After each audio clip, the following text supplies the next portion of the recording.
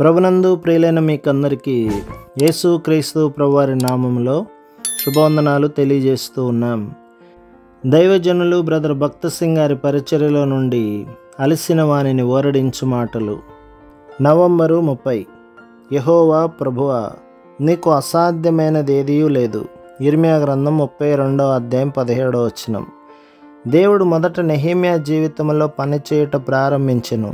అతని ద్వారా చాలామంది దేవుని పని కొరకు పురిగొల్పబడిరి.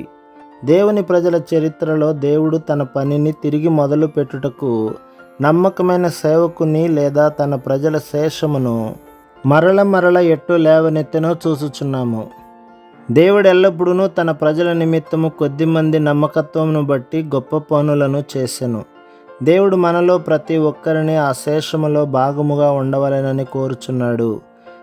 వారి నమ్మకత్వము విజ్ఞాపనల ద్వారా తన దైవిక ఉద్దేశము ప్రణాళిక నెరవేర్చబడినట్లు పనిచేయును.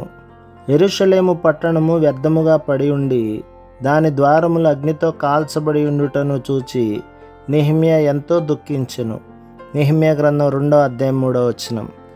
అదే విధముగా దేవుని పనిని గురించి మిక్కిలి శ్రద్ధ గలవారు దేవుని ప్రజల జీవితంలో ఆత్మీయ క్షీణతను బలహీనతను చూచినప్పుడు ఎంతో దుఃఖపడుదురు.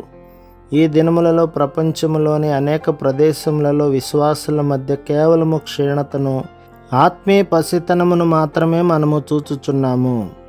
దేవుని వాగ్దానముల ప్రకారము ఆయన గొప్ప శక్తి మనకు అందుబాటులో ఉన్నది.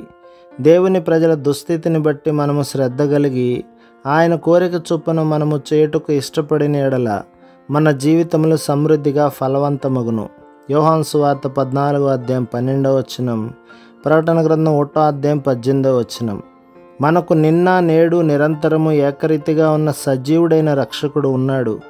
హెబ్రీ పత్రిక 13వ అధ్యాయం 8వ వచనం. మనము దేవుని వాక్యమునకు పూర్తిగా లోబడని ఎడల మన జీవితములు వ్యర్థమై అపజయములతో పతనమై ఆత్మీయ పసితనములో ఉండును. ఇశ్రాయేలు ప్రజలు బబులోనులో ఉన్నప్పుడు యెరూషలేముకు వారు తిరిగి వచ్చుటను గురించి ఎటువంటి నిరీక్షణ ఉన్నట్లు లేదు. ఎందుకనగా వారి సంఖ్య కొంచెముగా ఉన్నది.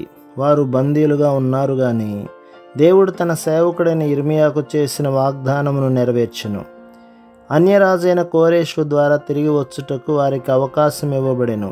దినవృత్తాంతముల 2వ గ్రంథం 36వ అధ్యాయం 22-23 వచనాలు. రాజైన కోరేషు ప్రకటన చేసిన పిమ్మట వారు యెరూషలేమునకు తిరిగి వచ్చుటకు ప్రారంభించిరి. చివరిగా దేవుడు వారి పక్షమున చేయబడిన దేవుని ప్రవచనము నెరవేర్చబడుటను చూచిరి. అసాధ్యముగానున్న విషయములు సాధ్యమైనవి. ప్రభు మిమ్మును, మీ కుటుంబమును, మీ సంఘమును దీవించి ఆశీర్వదించునుగాక. ఆమేన్.